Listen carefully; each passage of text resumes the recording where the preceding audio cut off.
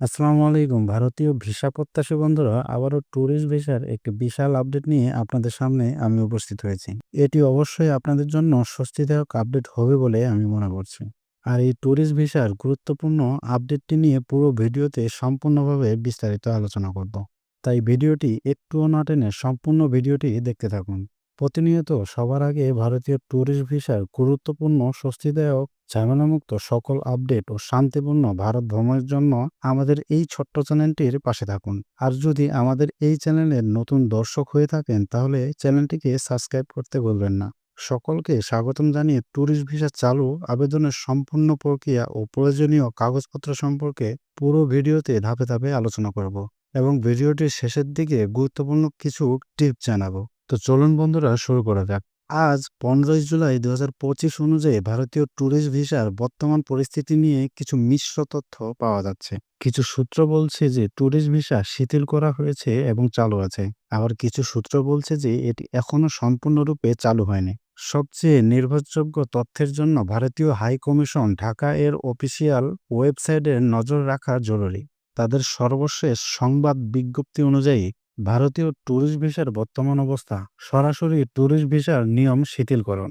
ভারতীয় high commission Dhaka জানিয়েছে যে বাংলাদেশি নাগরিকদের জন্য ভারতীয় ভিসা প্রাপ্তি সহজতর করার প্রক্রিয়ার অংশ হিসাবে ট্যুরিস্ট ভিসার আবেদনকারীরা ভারতে যাওয়ার নিশ্চিত বিমান টিকিট সহ সরাসরি সাক্ষাৎ করতে পারবেন। তারা ভারত ভ্রমণের তারিখের 3 মাস পূর্বে তাদের ভিসার আবেদনপত্র জমা দিতে পারবেন। এটি ইঙ্গিত করে যে ট্যুরিস্ট ভিসা চালু আছে এবং এর প্রক্রিয়া সহজ করা হয়েছে। তো আমরা জানতে পারলাম যে ভারতীয় ট্যুরিস্ট ভিসা বন্ধ ছিল অনেক আগে, কিন্তু এখন চালু আছে এবং প্রক্রিয়াগুলা খুব সহজ করছে। ই টোকেন ছাড়াই আবেদন: আপনারা ই টোকেন ছাড়াই আবেদন করতে পারবেন। রাজশাহী, রংপুর, সিলেট, চট্টগ্রাম, খুলনা, যশোর, ময়মনসিংহ এবং ঢাকার মিরপুরের ভারতীয় ভিসা আবেদন কেন্দ্রে ই টোকেন সাক্ষাৎকারের পূর্ব নির্ধারিত তারিখ ছাড়াই ভ্রমণ ভিসার জন্য আবেদন করা যাবে। যদি ভারতে যাওয়ার বাস, ট্রেন বা বিমানের টিকিট থাকে, টিকিটের তারিখ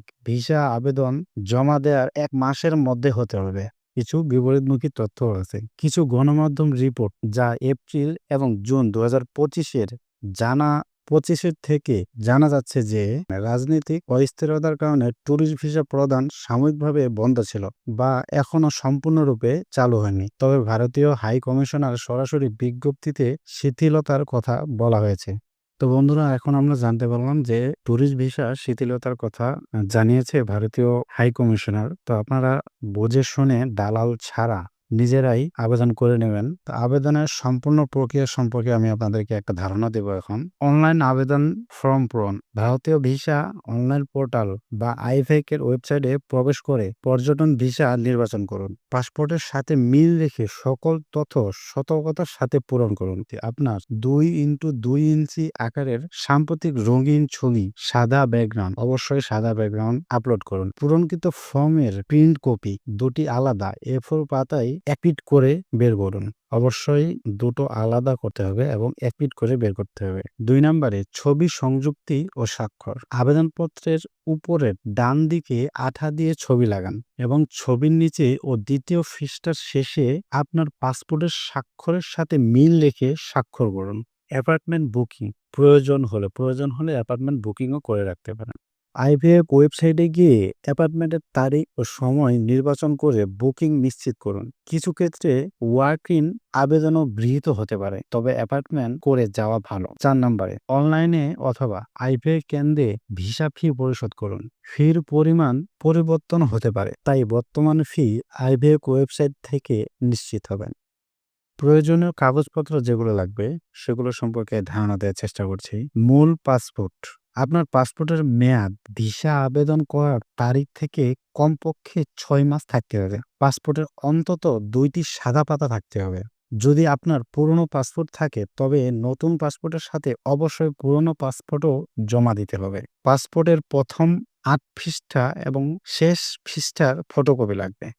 গুরুত্বপূর্ণ কিছু টিপস। ভারতীয় হাই কমিশন বারবার সতর্ক করেছে যে ভিসা আবেদন কেন্দ্রের কোনো দালাল বা এজেন্টের সাহায্য না নেওয়ার জন্য। ভিসা প্রাপ্তি সম্পূর্ণভাবে ভারতীয় দূতাবাস হাই কমিশনের সিদ্ধান্তের উপর নির্ভর করে। প্রয়োজনীয় কাগজপত্র জমা দেওয়া মানেই ভিসা নিশ্চিত নয়। ভিসার আবেদন জমা দেওয়ার আগে ভ্রমণের তারিখ চূড়ান্ত না করার পরামর্শ দেওয়া হয়। সকল নথি আসল হতে হবে এবং তথ্য সঠিক হতে হবে। ভুল তথ্য বা নথি জালিয়াতি করলে ভিসা আবেদন বাতিল হতে পারে এবং ভবিষ্যতে ভিসা পাওয়ার ক্ষেত্রে সমস্যার সৃষ্টি করতে পারে। সর্বশেষে এবং সবচেয়ে নির্ভুল তথ্যের জন্য অবশ্যই ভারতীয় ভিসা আবেদন কেন্দ্র আইভেক এবং ভারতীয় হাই কমিশনারের অফিসিয়াল ওয়েবসাইটগুলোতে নিয়মিত পরিদর্শন করুন। তারাই ভিসার বর্তমান অবস্থা এবং আবেদনের বিস্তারিত তথ্য দিতে পারবে।